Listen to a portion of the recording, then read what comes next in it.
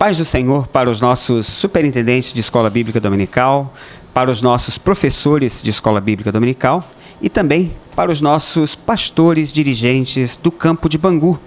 Também para você, amigo, que está nos assistindo, acompanhando sempre. A gente tem notado e queremos agradecer também, como o nosso pastor Sóstenes, ele sempre lembra que o foco, né, e o objetivo dessa pré-aula ou desse subsídio para os nossos professores aqui do campo de Bangu, mas claro, isso tem se expandido, tem alcançado outras igrejas, outras pessoas estudiosos da palavra do Senhor, que participam também usando a nossa revista e que também, não só usando a revista, mas usando esse tema, né, os temas que nós temos usado nas nossas aulas. Então nós queremos agradecer a Deus, né, porque também está alcançando outras pessoas. Então, para você também que tem nos acompanhado, que Deus abençoe a você.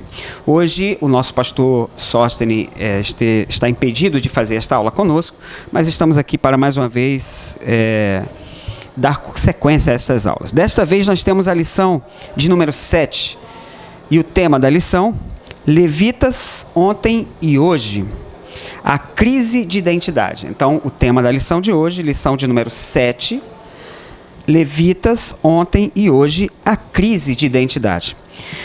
Eu gostaria agora de lembrar para você, professor, que o motivo da oração, esse motivo da oração só tem na nossa revista. Então, para você já ir orando, e o tema é: ore para que os jovens do nosso país sejam fortemente impactados com a palavra de Deus. Então, esse é o foco nosso, de nós estarmos sempre orando para que o conhecimento da palavra chegue até os nossos jovens. Muito bem, nós vemos aqui o texto áureo da lição e diz assim: e ele disse, ouvi-me, ó levitas, santificai-vos agora e santificai a casa do Senhor Deus de vossos pais e tirai do santuário a imundícia. Verdade aplicada aqui, como a gente gosta de falar, a verdade aplicada é o resumo da lição. Diz aí, a verdadeira motivação dos levitas era o serviço da casa de Deus. E os objetivos que a gente tem sempre que focar, observando aí, para não perder, não sair, né? O objetivo da lição, que são 3. O primeiro, observar a confusão generalizada que se faz com a palavra levita. Então, você tem que prestar bem atenção, que você vai tentar esclarecer para o aluno qual é a confusão feita com essa palavra levita. E o segundo foco, o segundo objetivo, compreender quem eram os levitas verdadeiros. Quem eram os levitas verdadeiros? Esse é o segundo ponto. E o terceiro, aprender a importância de servir ao Senhor em sua casa. Então, nós temos essa revista, esta lição aí, esse tema, e eu gosto sempre de lembrar aos irmãos, aos professores, que o ideal é a gente dar, né, o próprio tema da lição lá, ela já te dá uma boa sacada. E a gente tem aí, você pode dividir. Nós temos Levitas ontem e hoje, a crise de identidade. Então, o primeiro item aqui é a gente definir para o aluno que está lá na sua classe, que está ali ouvindo, quem era levita, ou o que é levita. Essa palavra vem da onde? Né? Levita. E aqui ontem e hoje é uma questão da gente ver levita na sua época, como surgiu, e hoje temos levita. Essa crise de identidade é a gente, depois que você explicou, né, quem é o levita ontem e hoje, e depois você vai conseguir traçar um paralelo entre os dois. Isso aí seria a crise de identidade. Então vamos lá. Esse texto de referência que ele usa, o comentarista usa, eu até lendo a revista, claro que você também aí acompanhando a revista, você que está lendo e acompanhando a revista, você vê que o comentarista ele foi bem efusivo, ele foi bem forte nas palavras, né, em relação ao uso da expressão de semelhanças e diferenças dos levitas. E isso é interessante, porque o que tem acontecido? Aqui no texto de referência ele fala justamente de Acais, né, e de Ezequias, que era o seu filho. Acais fez o quê? Acais ele transformou Jerusalém em um ambiente totalmente idólatra, né? Totalmente, ele destruiu, acabou com os cultos de adoração, fecharam os templos, os levitas não trabalhavam mais, parou tudo, né? E agora Ezequias vem assumindo, né, no seu lugar. E a palavra de Deus diz aqui, no texto de referência, 2 Crônicas 29:11, que é o último versículo da referência, Diz assim: agora, filhos meus, não sejais negligentes, pois o Senhor vos tem escolhido para estardes diante dele, para servirdes e para serdes seus ministros e queimardes incenso. Então aqui ele estava chamando a atenção dos levitas. Vamos lá. Primeiro item da lição. Quem eram os levitas? Esse nome levita vem da onde? A gente vai observar que a palavra levita, ele vem de Levi. É uma variante da palavra Levi. E Levi era o filho, né, o terceiro filho, são os descendentes, era o terceiro filho de Jacó. Isso você acha lá em Gênesis 29, versículo 34.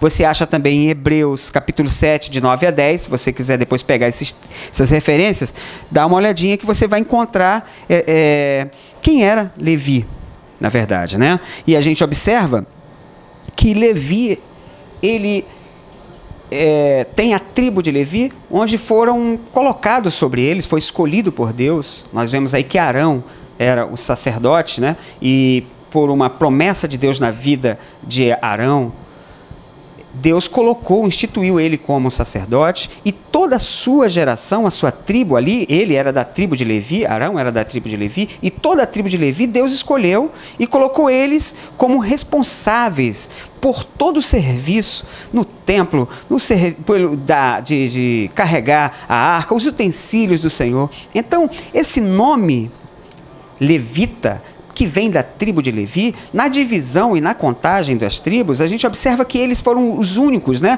que eles não tinham propriedades. Os dízimos, recebiam os dízimos, eles trabalhavam fazendo culto para a casa do Senhor, e eles não tinham herança, porque a herança era o Senhor. Então, o que eles faziam? Qual era a função do levita naquela época?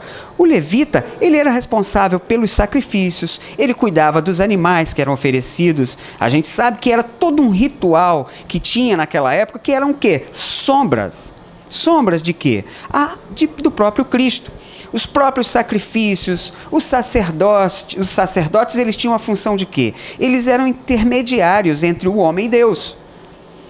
E o sacerdote, a gente poderia dizer que todo sacerdote, né, ele era um levita. Mas nem todo levita era um sacerdote, mas era dali. Então, o sacerdote, ele fazia essa interface entre Deus e o homem. Quando o homem queria pedir perdão a Deus, ele tinha que passar ali, ele queria alguma coisa de Deus, ele passava pelo sacerdote, o sacerdote entrava, oferecia aquele sacrifício e trazia de volta. Então, tudo isso eram sombras. O sacerdócio levítico daquela época, o que eles faziam? Eles, além de fazer esses sacrifícios, eles cuidavam do templo, eles cuidavam da alimentação, cuidavam daqueles animais que eram usados para os sacrifícios, eles faziam os sacrifícios, eles tinham e dentre estes sacrifícios, eu coloquei aqui a responsabilidade deles. Se você quiser também, lá em Números 4, você consegue enxergar isso.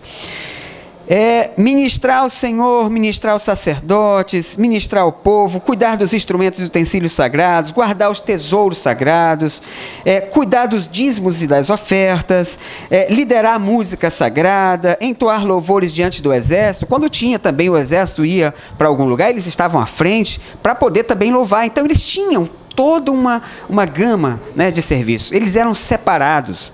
E esse serviço, a partir dos 30 anos de idade, né, era como se fosse lá, o camarada tinha que se apresentar e ele entrava nesse serviço. Ele não escolhia ser um levita, ele nascia da tribo de Levi, então ele, aos 30 anos de idade, ele começava a servir. Então, tudo isso por quê? Porque Deus estabeleceu. E a grande confusão, conforme diz aqui o primeiro tema do objetivo da lição, observar a confusão generalizada. Por quê? Pela falta de conhecimento, o que a gente faz? Geralmente, a gente pega um textozinho, tira do contexto e diz, não, eu sou um levita, porque eu canto, eu sou um levita. Mas um levita, ele só cantava? Não. Cantar era uma das atribuições do levita. O levita, ele era alguém completamente separado. Deus instituiu isso. E isso dentro do processo do conhecimento da palavra do Senhor, de Deus, onde Deus exigia e dizia como que tinha que ser o processo da adoração, o processo de execução. Eles não podiam nem errar. Se oferecessem um sacrifício estranho ali, eram mortos. existia todo um processo de santidade, de separação para estes homens, para estes levitas. Então a confusão que é feita hoje, alguém está cantando na minha igreja, eu sou um cantor, então eu sou um levita? Não necessariamente. O grande problema é que a gente perde a essência do conhecimento e da história da palavra do Senhor. O processo do sacerdócio levítico, ele se acabou ali. Chegou em Cristo, finalizou. Em Cristo agora, nós temos um novo caminho. Eu não preciso pertencer a uma hierarquia para ser um levita, porque, não, é a minha família, para eu cantar. Não. Todos nós, agora o templo somos nós. O templo está onde é que Deus está habitando. O véu rasgou, acabou aquela separação. O Espírito de Deus agora ele habita em mim. Eu sou o templo do Espírito Santo de Deus. Eu agora que cuido da minha vida, eu tenho que cuidar, eu tenho que ser um verdadeiro adorador. Eu não preciso ter nascido numa família para ser um levita. Não. Por isso, esta é a confusão de você usar o termo levita.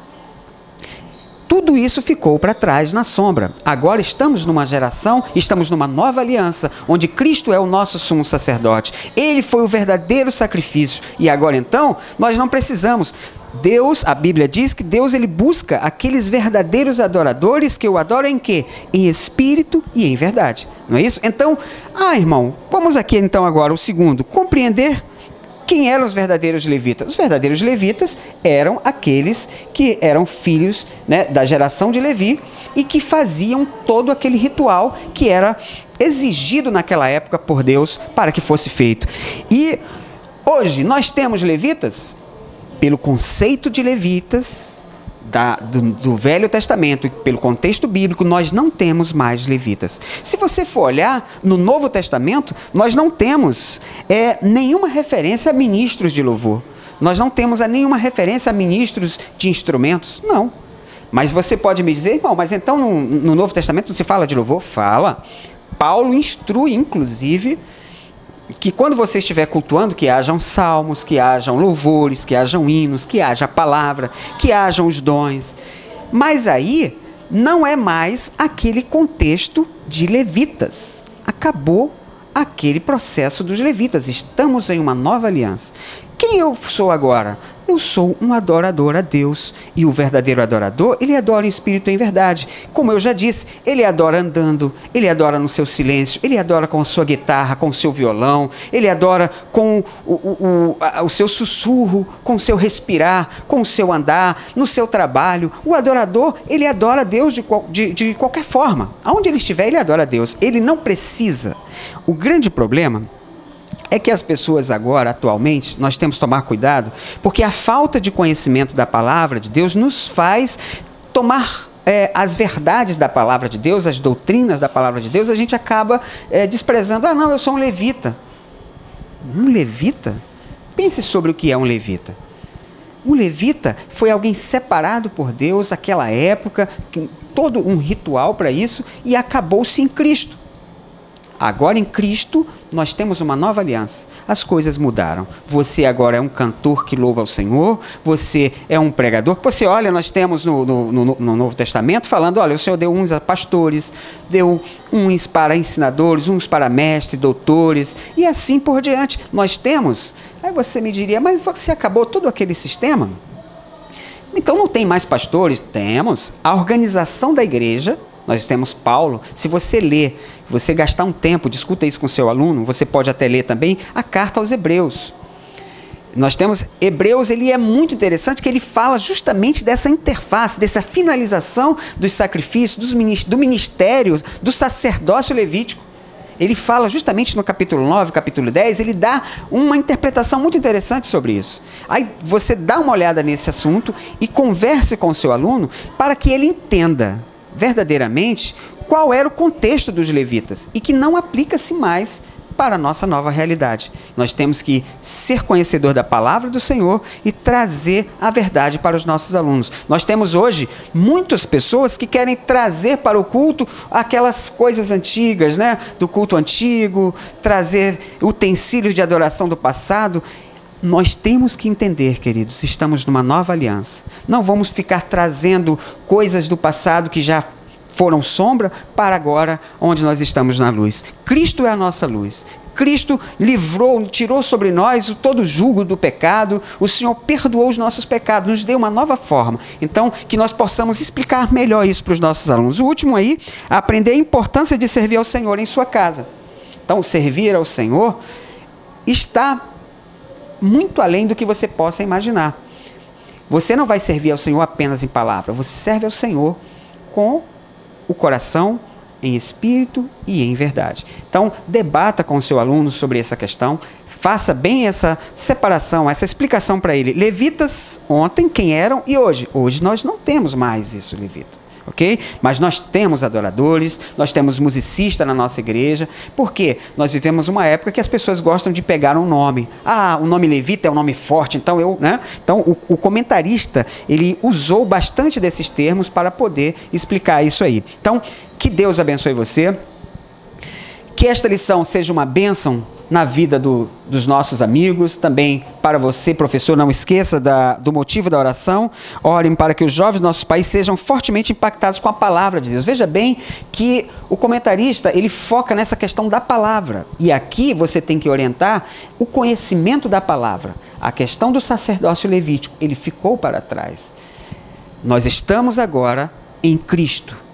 A carta aos Hebreus, ela fecha muito bem isso. Dá uma lida no capítulo 9, capítulo 10, ali que tem uma tradução muito boa para esta questão. Que Deus abençoe a todos vocês, boa aula e eu agradeço. Amém.